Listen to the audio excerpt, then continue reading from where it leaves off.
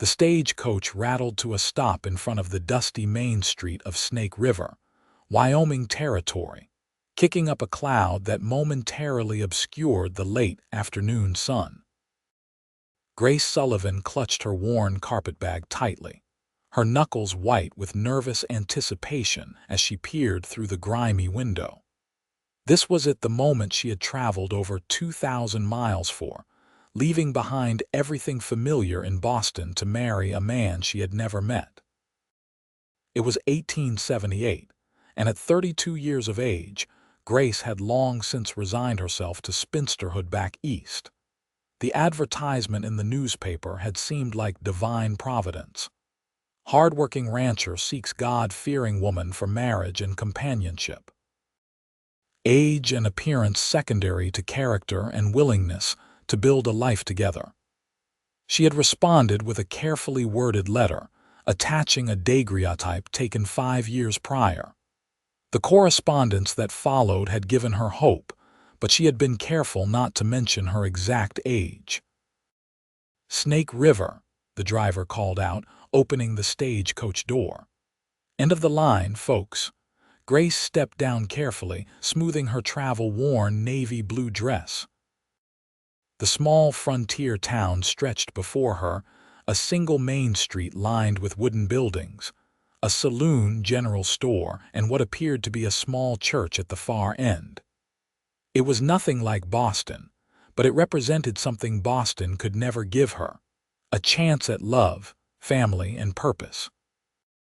"Miss Sullivan," a gangly boy of perhaps 15 approached her. "I'm Tommy. Mr. Miller sent me to fetch you." "Yes, that's me," Grace replied, trying to mask her anxiety. "Is Mr. Miller not here himself?" Tommy shifted uncomfortably. "He's finishing up at the ranch. Asked me to bring you to the boarding house for tonight. He'll come by tomorrow morning." A flicker of disappointment crossed her face, but Grace nodded. "Very well. Lead the way, Tommy." As they walked down the unpaved street, Grace felt eyes on her from every direction. Women paused in their errands to stare. Men tipped their hats with curious glances, and she heard whispers follow in her wake. "That's her, Miller's bride. She's older than I expected. Must be pushing 35, I'd reckon. Poor Gabriel. He didn't know what he was getting himself into." Grace kept her chin up, though each whispered comment pierced like a physical blow. Tommy led her to a modest 2-story building with a hand-painted sign reading Mrs. Holloway's boarding house. The proprietress, a stout woman with iron gray hair, greeted Grace with an appraising look that made her feel like livestock at auction. "So you're Gabriel Miller's mail-order bride," she said, not unkindly but with obvious surprise. "Well, come in then. I've got your room ready upstairs." Later, alone in her small but clean room, Grace allowed herself a moment of doubt as she stared at her reflection in the spotted mirror. The journey had not been kind to her appearance. Fine lines crinkled at the corners of her eyes, and strands of silver threaded through her chestnut hair. She'd never been a beauty, but the years of caring for her ailing parents had taken their toll. What if Gabriel Miller rejected her upon sight? Morning came with alarming swiftness. Grace had barely finished pinning her hair when a knock came at her door. "Miss Sullivan." "Mr. Miller is downstairs waiting for you," called Mrs. Holloway.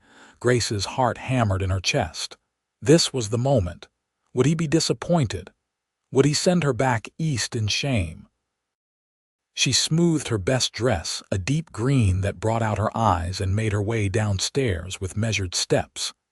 Gabriel Miller stood by the window, his broad-shouldered silhouette outlined by the morning sun. At the sound of her footsteps, he turned, and Grace caught her first glimpse of the man she had agreed to marry. He was tall, perhaps 6 feet, with a lean, muscular build shaped by years of physical labor. His face was weathered and tanned, with laugh lines around his eyes and mouth.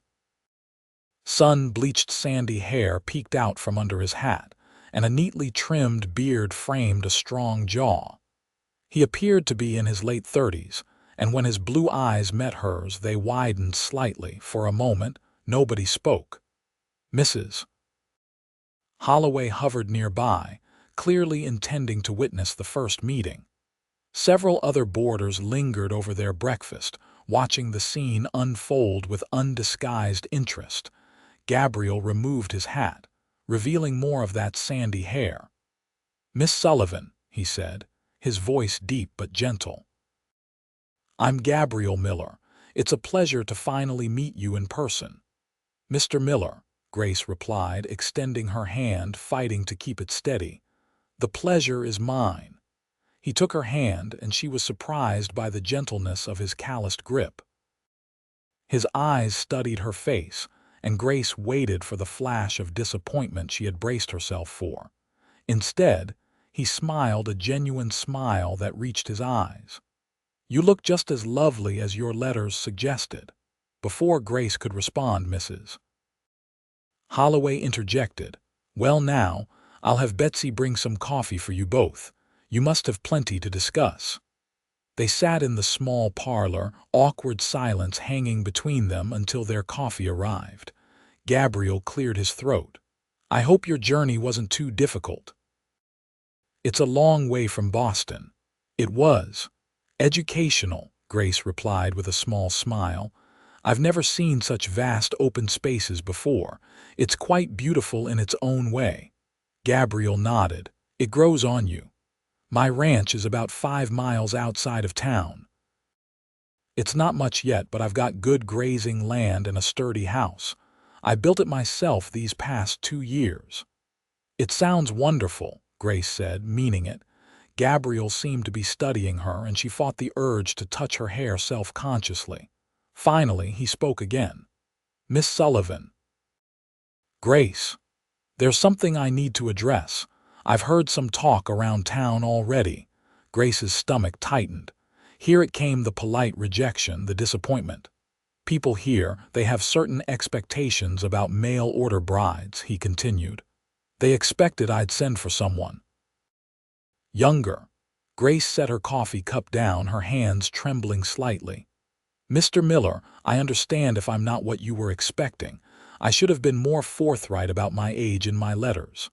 To her surprise, Gabriel's expression softened. "No, Grace, you misunderstand me. I'm trying to apologize for the gossip, not add to it." He leaned forward slightly. "The truth is, I don't care what they think. When I placed that advertisement, I was specific about what mattered to me: character, faith, compatibility. Not youth or beauty, though." His eyes met hers steadily. "You have plenty of the latter." Grace felt warmth rising to her cheeks. "That's very kind of you, but it's not kindness, it's honesty," he interrupted gently. "I've been alone too long to play games or speak anything but plainly. When I read your letters, I found a kindred spirit, someone thoughtful and brave, someone who understands that life isn't always easy but faces it with grace. Forgive the pun." He smiled slightly. "I don't care if you're 22 or 32 or 42. You're exactly what I prayed for." Grace felt tears pricking at her eyes. "I don't know what to say." "Say you'll still consider marrying me, despite the whispers and despite whatever doubts you might have after meeting me in person." "I came all this way," Grace said softly. "I'm not one to turn back at the first sign of difficulty." Gabriel's smile broadened. "Then may I suggest we spend the day getting better acquainted? I'd like to show you around Snake River, such as it is, and perhaps take you to see the ranch if you're willing." "I'd like that very much," Grace replied. As they walked along the dusty Main Street, Grace was acutely aware of the curious glances and whispered comments that followed them. Gabriel either didn't notice or chose to ignore them, pointing out the various establishments with pride in his adopted hometown. "That's Harrington's General Store, best place for supplies. Next door is the post office, run by old Jim Parker. He's also the town's unofficial historian. The Snake River Saloon," he gestured to a busy establishment across the street, "is owned by Mick Donovan. Good man, fair prices, though I don't spend much time there myself. As they passed a small millinery shop, the door opened and two well-dressed women emerged. They stopped abruptly at the sight of Gabriel and Grace. "Gabriel Miller," one of them said with a forced smile. "We heard your bride had arrived." "Mrs. Peterson, Mrs. Clark," Gabriel nodded politely. "This is Miss Grace Sullivan from Boston." "Grace, these ladies are the wives of our town's banker and doctor, respectively." "How do you do?" Grace said with the polite smile she had perfected during Boston society functions. Mrs. Peterson, a plump woman with an elaborate hat, gave Grace a thorough once-over. "All the way from Boston." "My, that's quite a journey for someone, at your stage of life." "Indeed," Mrs. Clark added. Her pinched features reminded Grace of a particularly judgmental schoolteacher she had known. "Most women who come west as brides are seeking a fresh start in life. Before it's too late to start a family, you understand." Grace felt heat rising to her face, but Gabriel spoke before she could respond. "We're fortunate that Miss Sullivan chose Snake River," he said, his tone pleasant but firm. "Not many women of her education and refinement would consider our little town. Now, if you'll excuse us, I'm showing Grace around before we head out to the ranch." He placed a gentle hand at the small of her back, guiding her away. Once they were out of earshot, he murmured, "I apologize for that. Small towns can be both the best and worst places to live. Everyone knows everyone's business." "It's all right," Grace said, though her heart was still beating rapidly. "I've faced worse in Boston drawing rooms." Gabriel looked at her with newfound respect. "I believe you probably have. Still, it's not the welcome I wanted for you." They continued down the street until they reached the church at the end, a simple white clapboard building with a modest steeple. "This is where I spend my Sundays," Gabriel said. "Reverend Walsh is a good man. I think you'll like him." As if on cue, the church door opened and a middle-aged man in black emerged. His kind face broke into a smile when he spotted them. "Gabriel, I was just thinking of you." His eyes moved to Grace. "And this must be Miss Sullivan. Welcome to Snake River." "Reverend Walsh," Gabriel said warmly. "Yes, this is Grace Sullivan from Boston." "It's a pleasure, Miss Sullivan," the Reverend said, shaking her hand with both of his. "Gabriel has spoken of you often. I hope you'll join us for services this Sunday." "I would be delighted," Grace replied, warmed by the genuine welcome in his eyes. "Excellent, and have you two discussed?" He glanced between them meaningfully. Gabriel cleared his throat. "We're still getting acquainted, Reverend, but we'll let you know soon enough." After a few more pleasantries, they continued their walk. "He seems very nice," Grace commented. "He is. One of the few people who encouraged me when I decided to advertise for a wife," Gabriel admitted. "Others thought I should court one of the local girls, but—" He trailed off. "But," Grace prompted gently. Gabriel hesitated. "This is going to sound strange, but I had a dream about 2 years ago. I dreamed of a woman with kind eyes who would come from the east to share my life. When I woke up, I knew she wasn't in Snake River." He looked embarrassed. "That probably sounds foolish to you." "Not at all," Grace said softly. "Sometimes we know things in ways that can't be easily explained." The relief in his eyes was palpable. "I thought so too." After completing their tour of the small town, Gabriel hired a buggy from the livery stable to take Grace to his ranch. As they left the town behind, the landscape opened up before them, rolling grasslands stretching toward distant mountains, bathed in the golden light of the afternoon sun. "It's beautiful," Grace breathed, taking in the vastness of it all. "It can be harsh too," Gabriel cautioned. "Winters are long and hard. Summers can be scorching, but there's something about this land that gets into your blood." They rode in companionable silence for a while until Gabriel pointed ahead. "There it is, Miller Ranch. Grace leaned forward eagerly. A sturdy log cabin stood on a gentle rise, smoke curling from its stone chimney. Behind it stretched fenced pastures where cattle grazed, and to one side was a large barn and several outbuildings.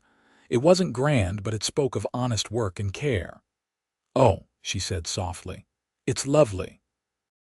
Gabriel looked pleased. "It's not what you're used to in Boston, I'm sure." "No," Grace agreed. "It's better. Someone's home, not just a house." As they approached, a border collie came running out to greet them, barking joyfully. "That's Scout," Gabriel explained. "Best cattle dog in Wyoming Territory." The dog circled the buggy, tail wagging furiously as they came to a stop in front of the cabin. An elderly man emerged from the barn, waving. "That's Henry," Gabriel said. "He helps me with the ranch, been with me since I started. He's like family." Henry approached as Gabriel helped Grace down from the buggy. He was thin and weathered, with a shock of white hair and bright, intelligent eyes. "So this is the Boston lady," he said, his voice gravelly but warm. "Welcome to Wyoming, miss. I hope this big lummox is treating you right." "He's been a perfect gentleman," Grace assured him, liking the old man immediately. "Well, I've got dinner almost ready," Henry said. "Nothing fancy, mind you, but filling." "Henry's a far better cook than I am," Gabriel admitted as they walked toward the cabin. "I can barely manage coffee without burning it." The interior of the cabin was simple, but well crafted. The main room served as both kitchen and living area, with a large stone fireplace along one wall. A solid wooden table with benches occupied the center of the room, and a few comfortable-looking chairs surrounded the hearth. Bookshelves lined one wall, filled with well-worn volumes. "You have quite a library," Grace commented, surprised and pleased. Gabriel looked slightly self-conscious. "I like to read during the long winter evenings. Most of those were my parents. They were both teachers before they decided to come west." Grace ran her fingers along the spines of the books Shakespeare, Dickens, Thoreau, alongside practical manuals on ranching and medicine. "This is wonderful." "There are 2 bedrooms," Gabriel continued, gesturing to doors on either side of the main room. "Mine's on the left.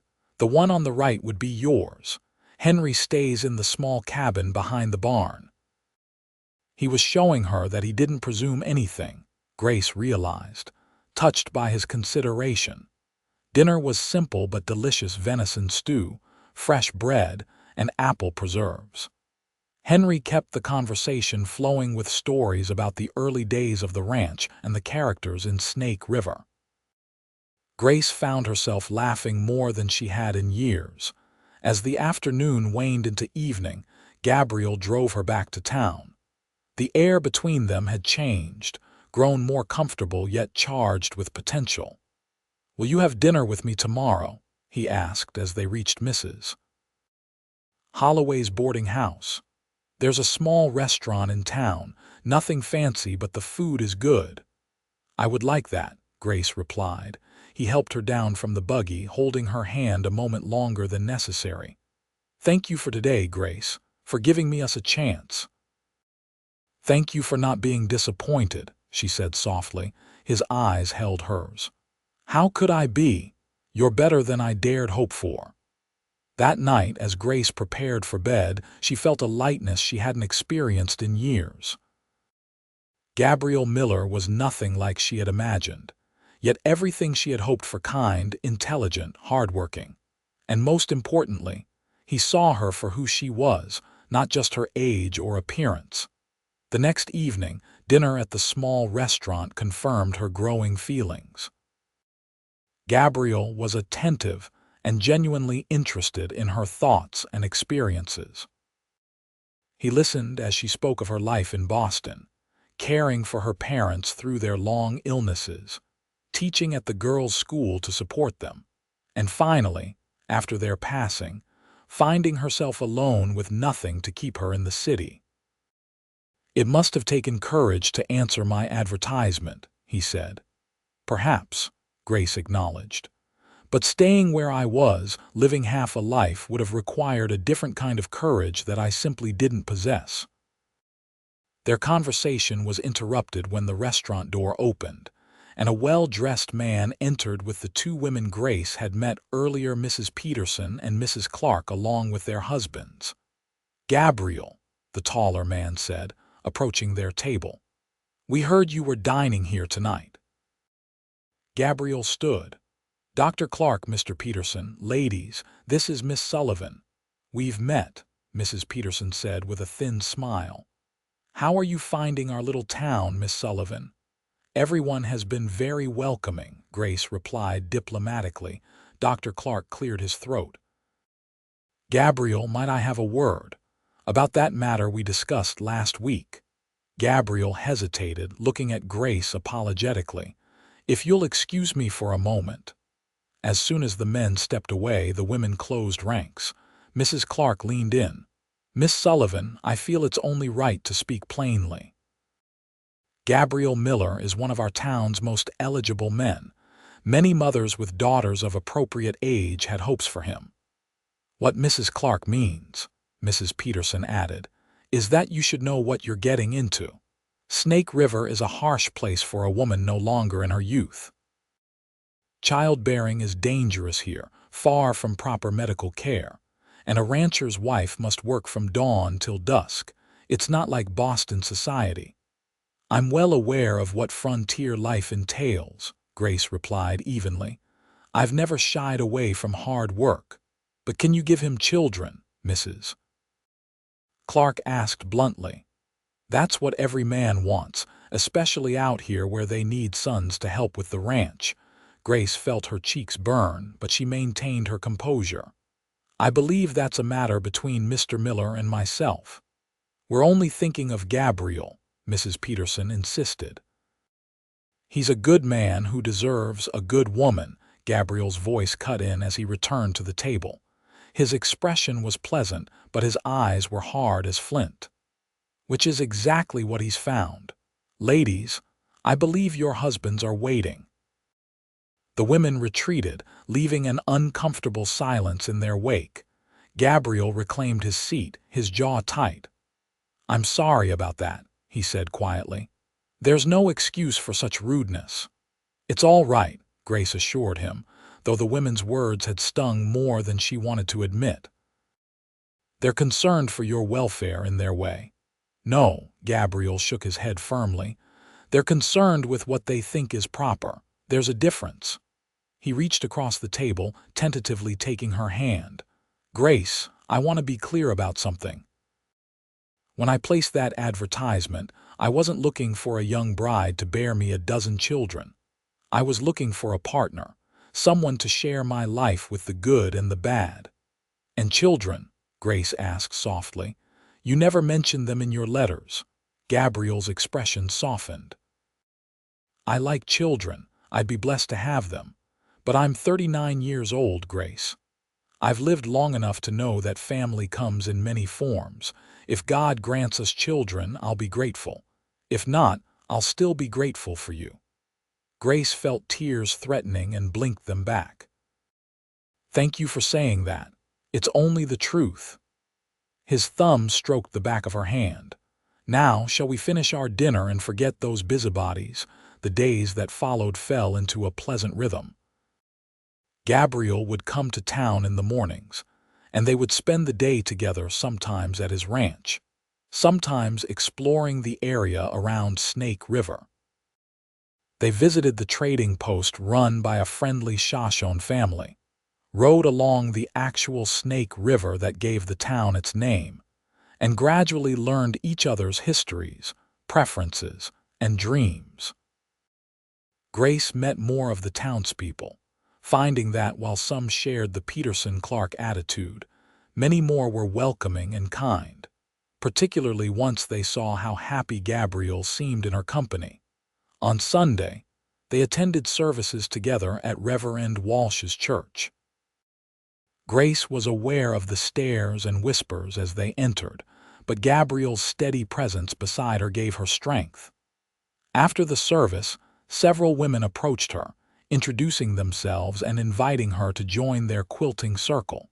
"See," Gabriel said as they walked back toward the boarding house. "Not everyone's like the Petersons. Give them time and most will come around."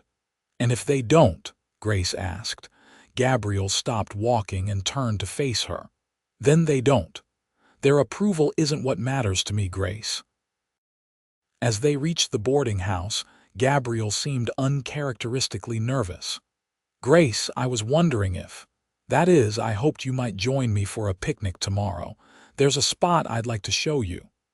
"I'd love to," she replied. The next day dawned clear and warm.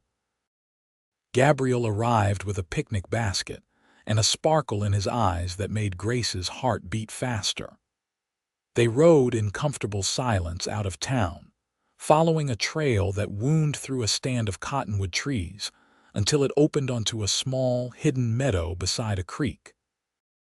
"This is beautiful," Grace breathed, taking in the wildflowers dotting the grass and the gentle sound of flowing water. "I found it my first year here," Gabriel said as he helped her down from the buggy. "It reminded me of a place my parents used to take me as a boy. I come here sometimes when I need to think." They spread a blanket beneath a large cottonwood tree. The picnic was simple but perfect: cold chicken, bread, cheese, and Gabriel had somehow procured a bottle of decent wine. As they ate, they watched a family of deer drink cautiously from the creek before bounding away. When they had finished eating, Gabriel grew quiet, seeming to gather his thoughts. Finally, he turned to face her fully.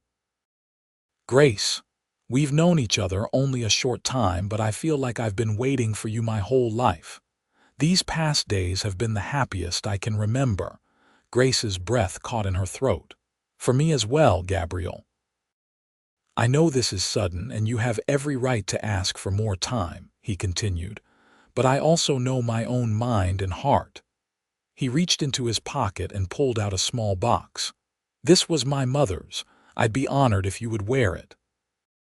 He opened the box to reveal a simple gold ring with a small pearl surrounded by tiny sapphires.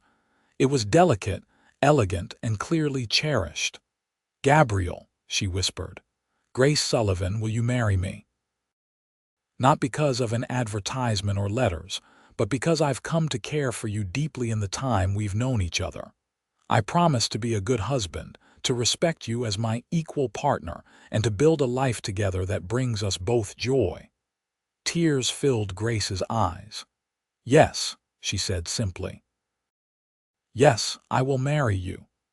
His face broke into a radiant smile as he slipped the ring onto her finger.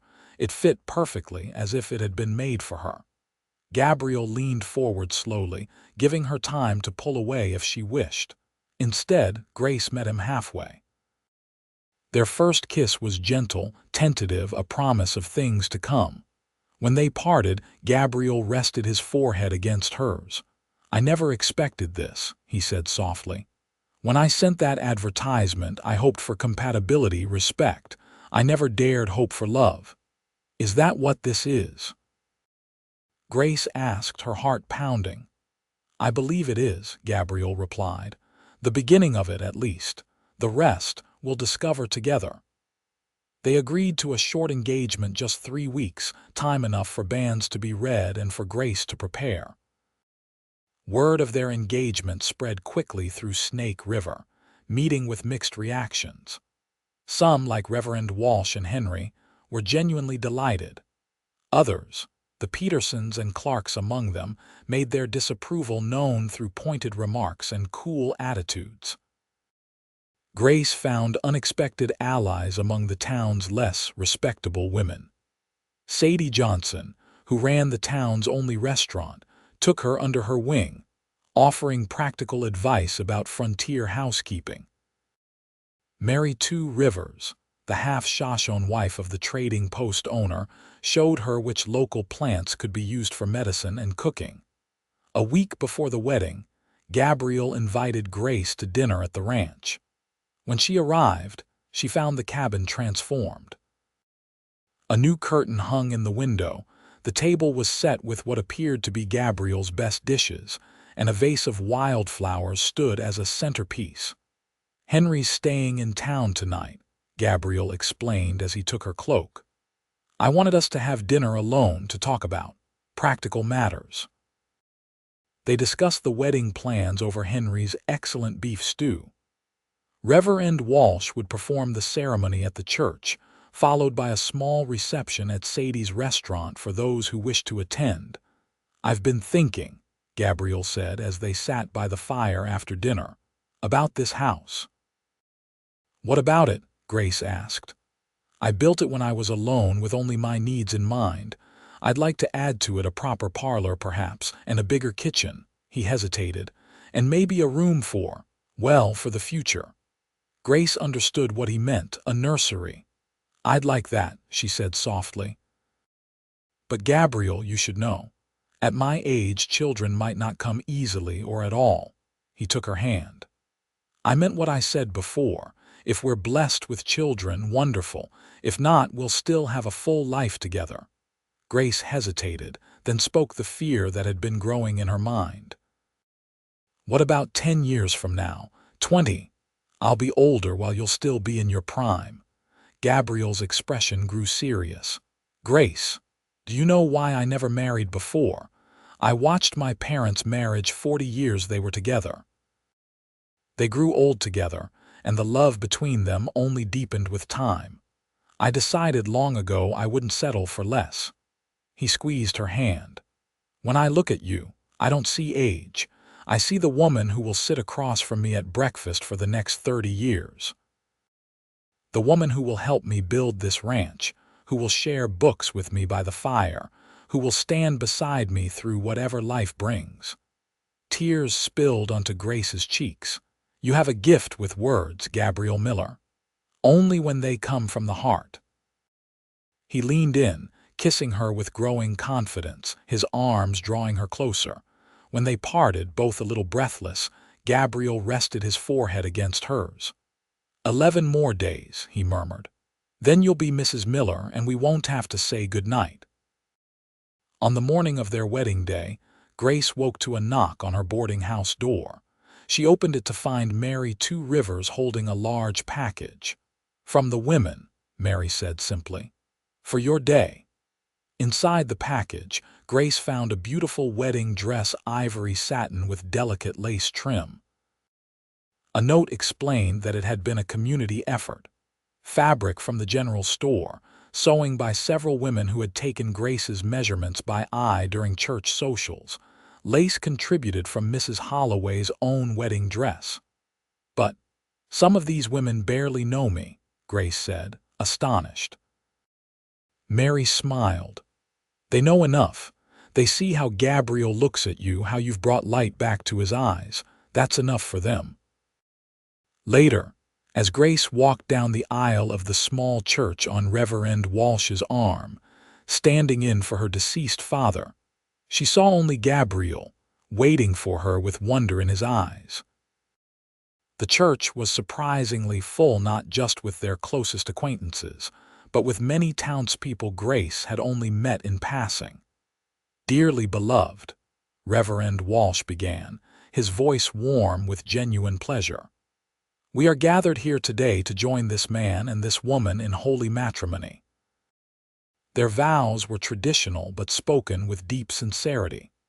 When Gabriel placed the gold band next to his mother's ring on her finger, his hands were steady, but his eyes glistened with unshed tears. "I now pronounce you husband and wife," the Reverend declared. "What God has joined together, let no man put asunder." Gabriel kissed her with tender reverence, and the church erupted in applause and cheers. The reception at Sadie's restaurant was a joyful affair. Even the Petersons and Clarks attended, offering stiff but polite congratulations. As Gabriel led her in their first dance, he whispered in her ear, "Happy, Mrs. Miller." "Happier than I ever dreamed possible," she replied truthfully. Later, as they prepared to leave for the ranch, their home now, Henry approached with a mischievous grin. "I'll be staying in town again tonight," he announced, And probably tomorrow too. Got some business to attend to. Gabriel laughed. Subtle as always, Henry. As they drove away amid a shower of rice and good wishes, Grace leaned against Gabriel's shoulder. I never imagined my life would take this turn, she admitted. When I stepped off that stagecoach and heard the whispers. I thank God every day that you were brave enough to come, Gabriel said, pressing a kiss to her temple. Their first night as husband and wife was tender and unhurried. Gabriel was as considerate a lover as he was a man, and Grace found herself cherished in ways she had never dared to imagine. As they lay together afterward, the moonlight spilling through the window across their entwined forms, Grace felt a profound sense of rightness settle in her soul. I love you, she whispered, saying the words for the first time. Gabriel's arms tightened around her. And I love you, my Grace, more than I have words to express. The first months of marriage brought adjustments for both of them. Grace learned the rhythms of ranch life rising before dawn, the constant work of maintaining a household without the conveniences of city living, the satisfaction of seeing immediate results from her labors. Gabriel learned to share his space and his decisions, finding in Grace not just a wife but a true partner whose insights often complemented his own. True to his word, Gabriel began adding to the cabin that fall, working alongside the 2 carpenters he hired from town. By winter, they had a proper parlor with large windows that caught the morning light, perfect for reading or sewing. The kitchen was expanded, with shelves for Grace's growing collection of preserves and a larger stove that Henry declared a vast improvement over that old iron monster. Winter in Wyoming was as harsh as Gabriel had warned: bitter cold, deep snow, and days when venturing beyond the barn was nearly impossible. Yet these months became precious to them both. Long evenings were spent reading aloud by the fire, teaching each other favorite card games, and simply talking, their understanding and love deepening with each passing day. Spring brought new beginnings. The land awakened from its winter sleep. Calves were born, and Gabriel and his hired hands worked from dawn till dusk. Grace planted a vegetable garden and began keeping chickens, determined to make the ranch as self-sufficient as possible. One evening in late April, as they sat on the newly built porch watching the sunset paint the distant mountains, Grace turned to Gabriel with a mixture of nervousness and joy. I've been wanting to tell you something, she began. I wasn't sure at first, and I didn't want to raise hopes unnecessarily, but Gabriel looked at her questioningly. I went to see Dr. Clark today, she continued. It seems that, despite what some might consider advanced years we are going to have a baby. Gabriel's face transformed with wonder. A baby, he whispered. You're certain? Grace nodded, tears of happiness filling her eyes. Dr. Clark says I'm about 3 months along. The baby should arrive in late October. Gabriel pulled her gently into his arms, his own eyes wet. Oh, Grace. I never. He struggled to find words, finally giving up and simply holding her close. Thank you, he murmured against her hair, for this gift I never expected. The news of Grace's pregnancy spread through Snake River like wildfire, causing no small amount of revision to certain ladies' opinions. Mrs. Peterson was overheard at the general store saying, "Well, I suppose she wasn't as old as she looked after all," while Mrs. Clark grudgingly admitted that Grace seemed to be thriving in her new role. The pregnancy progressed well, though not without the usual discomforts. Gabriel was attentive to the point of hovering, which both touched and occasionally exasperated Grace. Henry proved surprisingly knowledgeable about herbal remedies for morning sickness, having helped deliver many a calf and foal in his day. As Grace's body changed, Gabriel's desire for her never waned. If anything, he seemed to find her more beautiful than ever. a fact he demonstrated with both words and touches that made her blush even after months of marriage.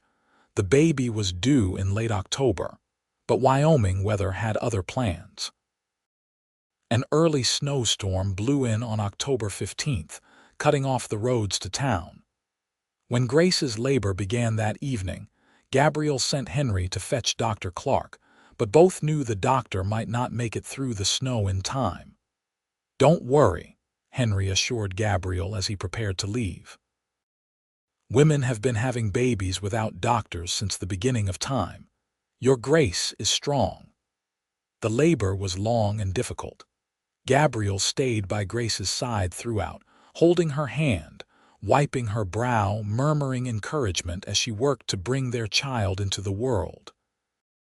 As dawn broke, with still no sign of Henry or the doctor, Grace gave one final, mighty push, and their son slipped into Gabriel's waiting hands. "We have a boy," Gabriel said, his voice breaking as he laid the squalling infant on Grace's chest. "A beautiful, perfect boy." Grace looked down at their son through tears of exhaustion and joy. He had a shock of dark hair, and when he briefly opened his eyes, they were the same deep blue as his father's. "Samuel," she whispered, "after my father." "Samuel Miller," Gabriel agreed, his finger gently stroking the baby's cheek. "Welcome to the world, son." Dr. Clark and Henry arrived an hour later, finding mother and child already peacefully resting while Gabriel kept watch. The doctor examined both and pronounced them healthy, though he insisted on returning the next day to check on them again. As news of Samuel's birth spread through Snake River, visitors began to arrive once the roads cleared, women with casseroles and knitted blankets, men with handcrafted toys and hearty handshakes for Gabriel. Even the Petersons and Clarks came, bearing gifts and genuine congratulations. "He's a fine-looking boy," Mrs. Peterson said, her earlier criticisms apparently forgotten as she admired Samuel. "Strong like his father." "And thoughtful like his mother," Gabriel added, his hand resting protectively on Grace's shoulder.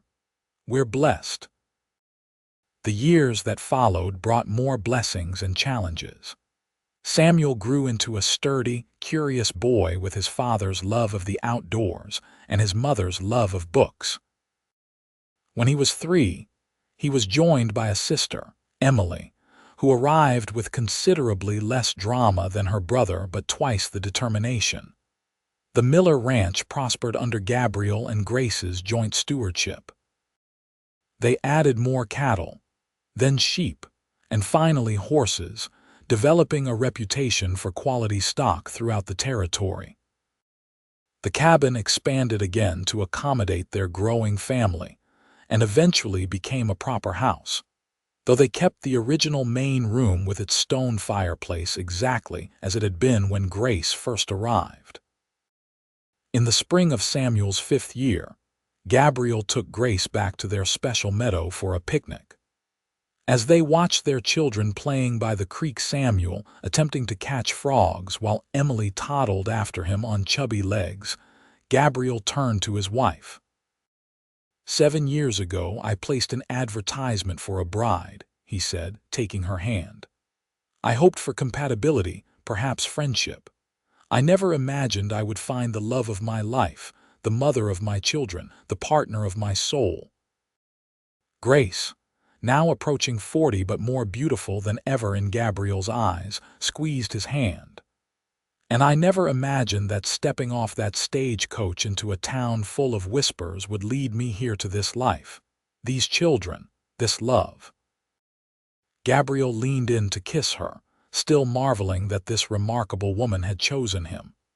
"You know what I think," he said as they parted. "I think sometimes God answers prayers in ways we don't expect, giving us exactly what we need, even when we didn't know to ask for it." "You mean a mail-order bride who was too old?" Grace teased gently. Gabriel's eyes crinkled with the smile she had come to cherish. "I mean you, Grace Miller. You're exactly what I prayed for, even when I didn't know it was you I was praying for."